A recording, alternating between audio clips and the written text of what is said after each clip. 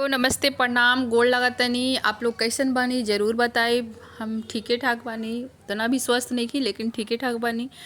और हमारा काम बा तो कैसू रहा तो करही के पड़ी। तो आज हम फिर से उपस्थित बानी एक मज़ेदार गारी गीत लेके, जो कि तिलक चढ़ाया जाता है उस टाइम का गारी है। और अभी मटर का भी दिन चल रहा है, शादी विवाह का भी दिन चल रहा है, तो बड़ी ही मज़ेदार गारी बात तो सुनी जा और आनंद उठाई जा, बहुत ही अच्छा लगी।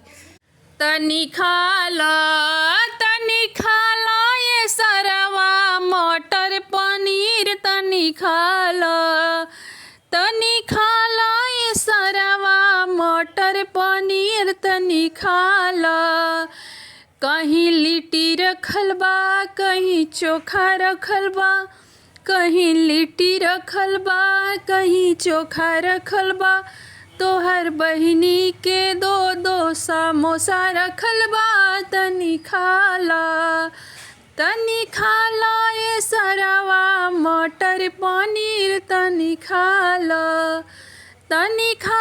ये सरवा मटर पनीर, तनी खाला।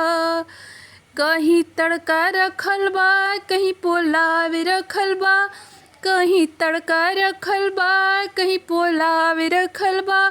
तोहर फुआ के दो दो समोसा रखल बा, तनी खाला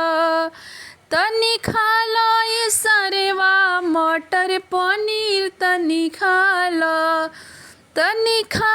ये सरवा मटर पनीर, तनी खाला। कहीं रसगुल्ला रखल बा, कहीं जिलेबी रखल बा, कहीं रसगुल्ला रखल बा, कहीं जिलेबी रखल बा। तोहर फुआ के दो दो समोसा रखल बा, तनी खाला ये सरवा मटर पनीर, तनी खाला ये तिले कहरू मटर पनीर, तनी खाला। कहीं मीठा रखल बा, कहीं तीता रखल बा, कहीं मीठा रखल बा, कहीं तीता रखल बा। तोहर बहिनी के दो दो समोसा रखल बा, तनी खाला ये सरवा मटर पनीर, तनी खाला ये सरवा मटर पनीर, तनी खाला।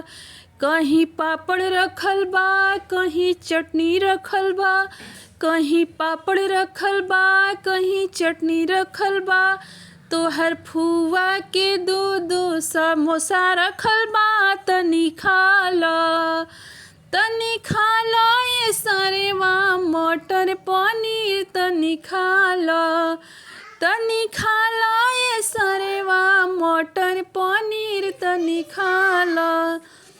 कहीं सैलेड रखल बा, कहीं कोल्ड ड्रिंक्स रखल बा, कहीं सैलेड रखल बा, कहीं कोल्ड ड्रिंक्स रखल बा।